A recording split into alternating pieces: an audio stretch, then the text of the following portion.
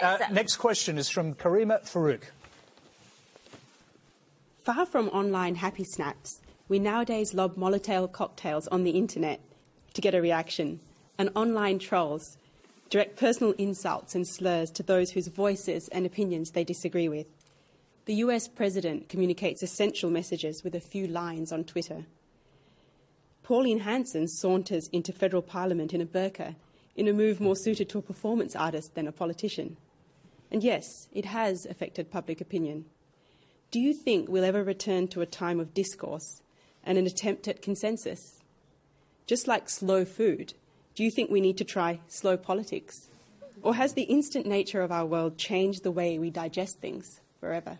Shashi, give us a slow answer.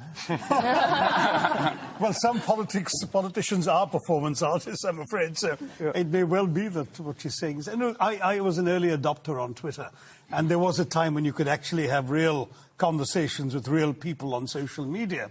Now, certainly in the Indian context, it's all taken over by organized armies of politically minded tweeters.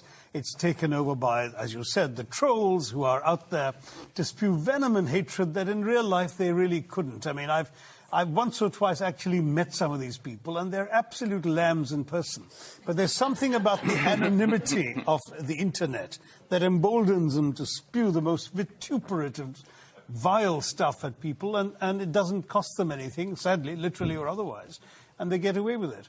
How can we slow this down? I mean, you can't put the genie back in the bottle. Social media is here to stay.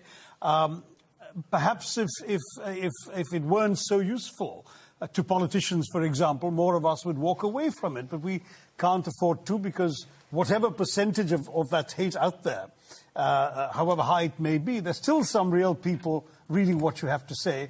Some of the things you're saying is, making the news or helping influence the national agenda, so you keep plugging away. I don't have a better answer to you right now. Right now, for example, the number of people on Facebook in India has crossed 200 million. You just can't... Next question comes from Cassie Snarkis. With Donald Trump saying he'll respond to the delicate situation of North Korea's nuclear war threats with aggressive claims of fire and fury, isn't the Australia-US alliance placing Australia in a dangerous position? Michael. Well, thank you, Cassie. I would agree that Donald Trump's policy... There's been as much confusion, if you like, about Donald Trump's policies on North Korea as there was about the location of the USS Carl Vinson a couple of months ago, the warship that he said was steaming to the Korean Peninsula, and it turns out to be somewhere else. He's been incoherent. On the one hand, he calls for fire and fury. On the other hand, he says that he's willing to meet Kim Jong-un and make a deal.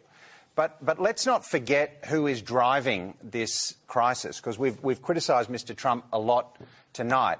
But who's driving this is Kim Jong-un, a young man in a very big hurry, who is absolutely ruthless, who is prepared to use a weapon of mass destruction at a major commercial airport in order to assassinate his brother, who is willing to provoke not only the United States to defy UN Security Council resolutions, but even to provoke his ally, China.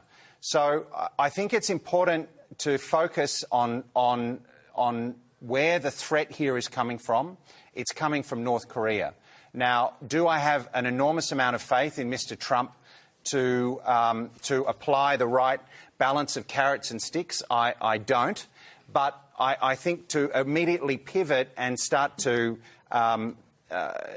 criticise Trump or the alliance as opposed to the person who's actually Sure, but that is a question about whether the person who you regard as behaving dangerously could cause Australia, through the alliance, to get involved in a conflict. So I guess that's the heart of that question.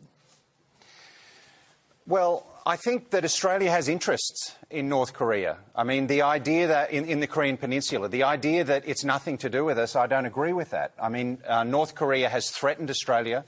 It increasingly has the capability to lob missiles as far as the Australian continent.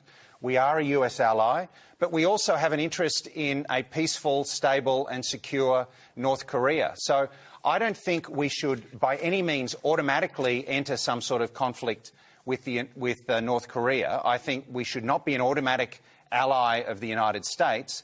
But do we have equities and interests in a peaceful, stable North Korea? Is it in our interest that together the United States and China can somehow find the leverage to force or to push Kim Jong-un to come up with some sort of freeze of his programs? Absolutely, we have an interest in that.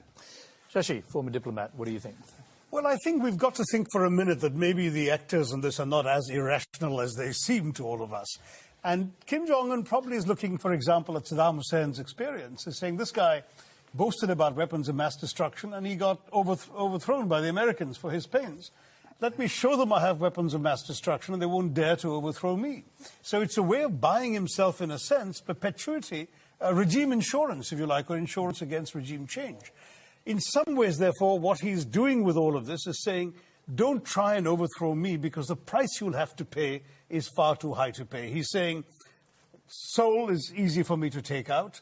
Guam is easy for me to nuke. Japan is within the range of my missiles. That's why he just fired one above it.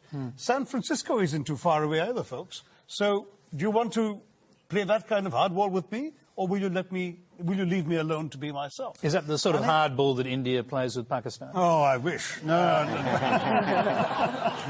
Because, I mean, both North Korea, India and Pakistan, well, the three of them, have all broken international laws in order to build a nuclear arsenal. No, it's a little more complicated than that. India has... Not that much more complicated. Well, it is. India rightly, I think, considered the non-proliferation treaty to be an abomination. It's the last existence of apartheid in international law, where a bunch of countries says that we are entitled to have something that the rest of you are not. I mean, that's racism plain and simple, and it will not be acceptable. That's the argument of North Korea. Exactly. So what I'm trying to say is maybe we'll have to live with a nuclear North Korea.